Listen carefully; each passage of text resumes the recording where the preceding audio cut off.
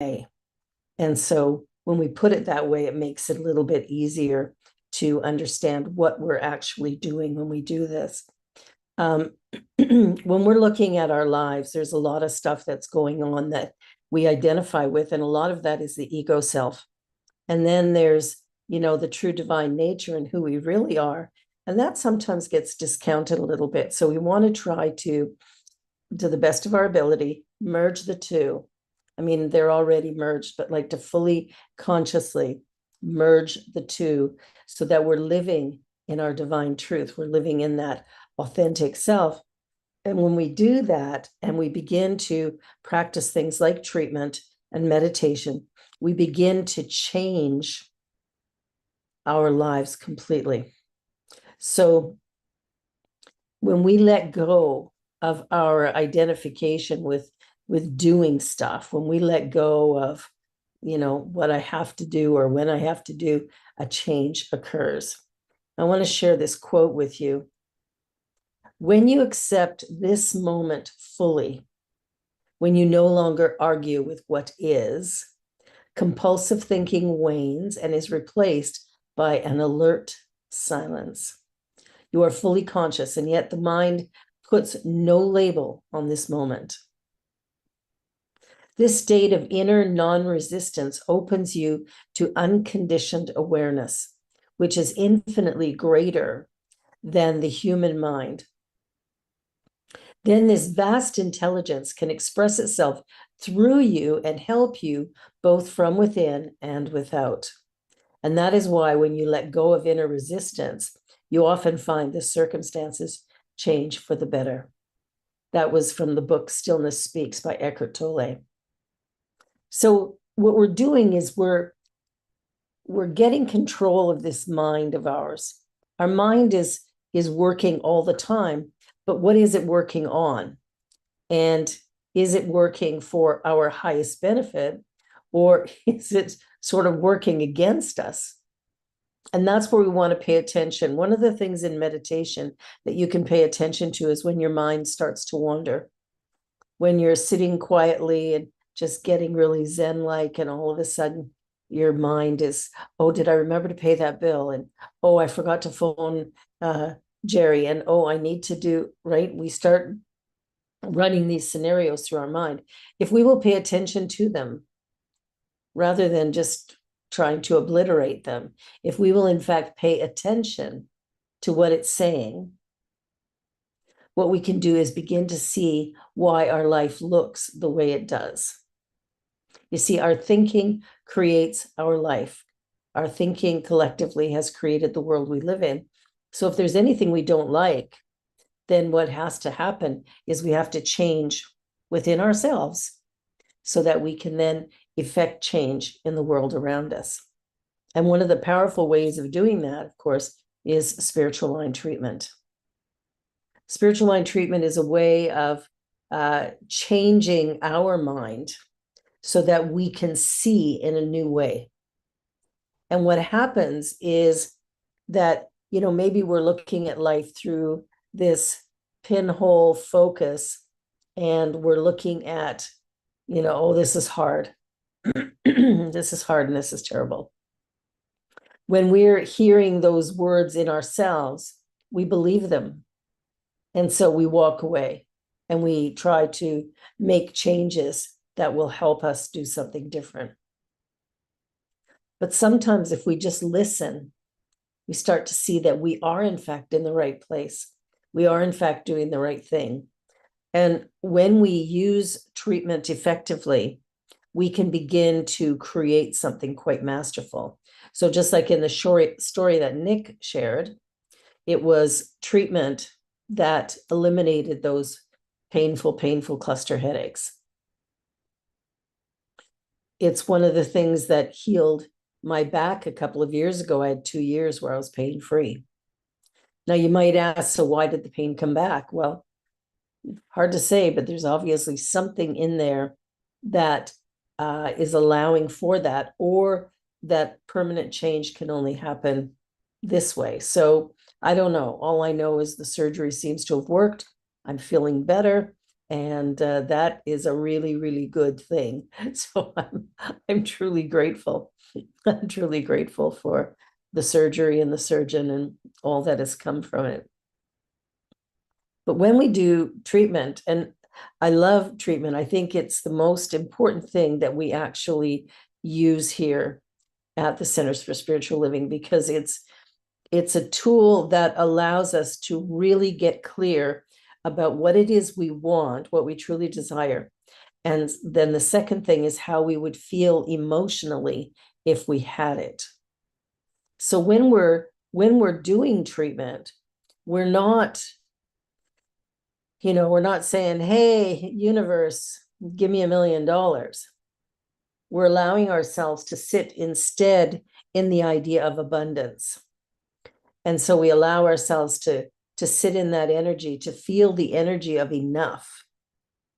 And we ask ourselves that question, how would I feel? Well, if that happened today, well, maybe it would be relief or comfort.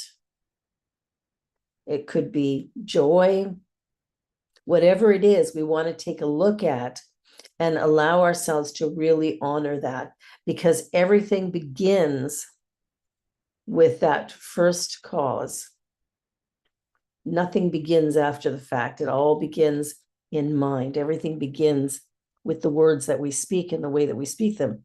So when we take a look at our words and we see that our words are creating pain and dysfunction, challenges that we didn't really want, we're looking at our life going, oh man, I need to change this, and realize that the outer world only changes when my inner world changes. And that's what treatment does. It changes me on the inside.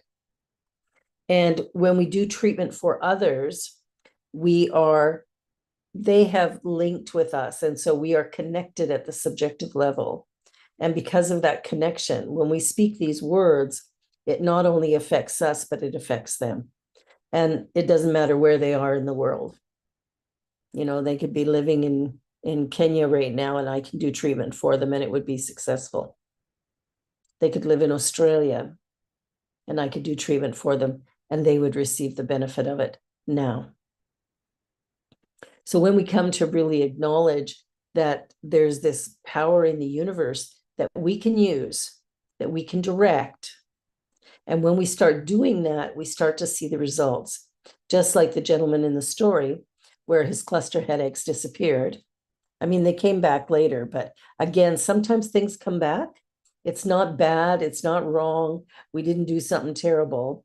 What we want to do is just notice what we were thinking about prior to it coming back. That's the key. And when we do that, we'll get new answers. And those answers will help us to see why we're doing the repeat.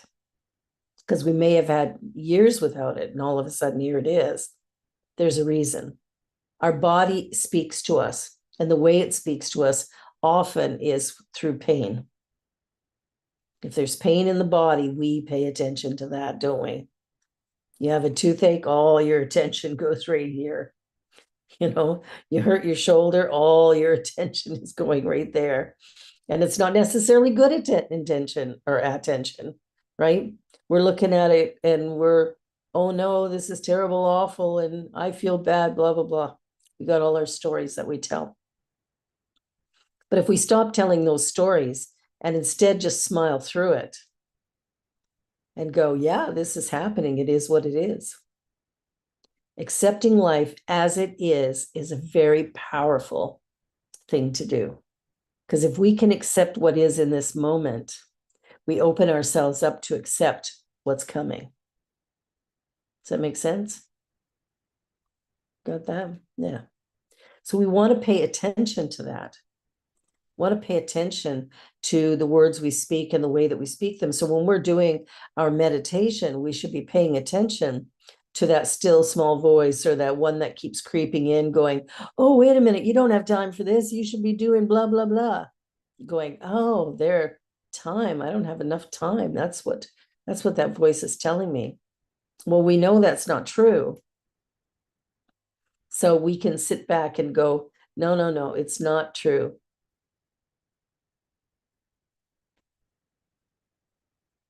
So we want to pay attention. We want to pay attention to everything that's going on and the way we think about everything that's going on. And right now, I know there's a lot of people with some anxiety and fear and worry. And I'm here to say, stop. Just stop it. Whatever we focus on expands. What we focus on grows. Knowing that, let us focus on something bigger and brighter than the state of our countries or the state of our governments or whatever. Let's release all of that and instead sit back and just sit in the idea of, wow, I am loved, I am cherished, there's goodness all around me. I feel truly blessed to be in this space at this time, here on planet Earth at this time. There's things to do that need to be done. And I can do them, or I can leave them. And all that happens is somebody else might end up doing that task.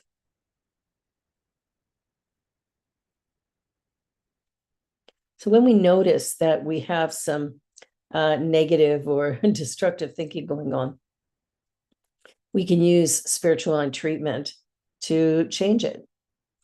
And it's not about pushing it down. It's about really acknowledging what it is and knowing that this too will change.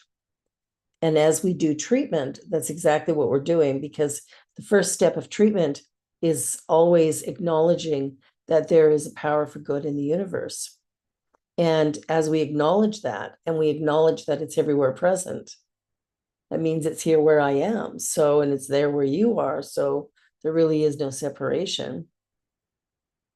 And then we move into that place of, what is it that I really want, right? And so we word something there where we go, my life is full of possibility and opportunity. I'm delighted and excited by the joy that comes moment by moment. I'm thrilled with the level of comfort and peace that I feel in my life, and I am so ready to live it on a bigger stage in a bigger way. I know whatever I need of is right here where I am. And so again, we're talking about prosperity, but we're not necessarily naming it money or naming the amount. We're allowing ourselves to open to the possibility that there is an answer to this. And once we find that answer, we're green, we're gravy, we're ready to roll. Everything is flowing. So we want to pay attention to that. Really take the time to be with who you are. And if you're looking for a book that will help you with treatment, this one is very, very good. It's called 5 Steps to Freedom by John Waterhouse. And it is fantastic. Little book, but really, really good. So if you're interested. Also, there will be a workshop coming up next month on a Saturday morning where I will teach everybody how to do this. So be sure to sign up for that class as well. This journey that we're on is something that we've created, and that's the really good news. I created my life. I created my life. And what's powerful about that is when I can say that, when I can believe that, when I can take responsibility for everything that's ever happened to me, there's a feeling of freedom that comes from that. There's a lightness that comes from that. It's like I'm in this state of exquisite bliss when I absolutely know that at my core. Because knowing that means I'm not a victim. And because I'm not a victim, I'm living in a powerful and positive way. So think about what you're doing and how you're doing it. Think about whether or not you'd like to learn a new technique. And if so, join a class or two and create a way of really making this happen for yourself. It really is remarkable. So let's go into a brief little meditation, just where we kind of anchor the ideas that have been shared. And if you're comfortable, you can close your eyes. So I take a deep breath and I relax my body. And in this state of relaxation, I feel a definite sense of comfort and gratitude.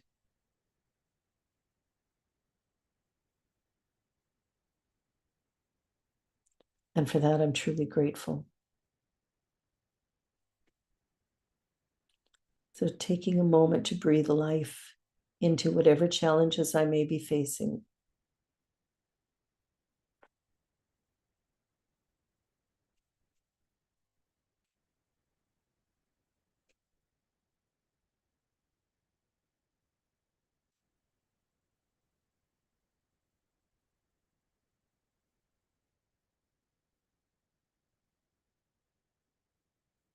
And taking a deep breath in and bringing your awareness back to this time and space. And opening your eyes when you feel ready.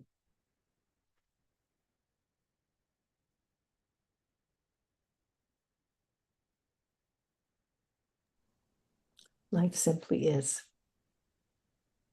And I just wanted to take a moment to thank Nick for the story that he shared at the beginning of this talk. I really, really appreciate the way you shared it and the content. It was really well done. So thank you. Appreciate you. And on that note, I think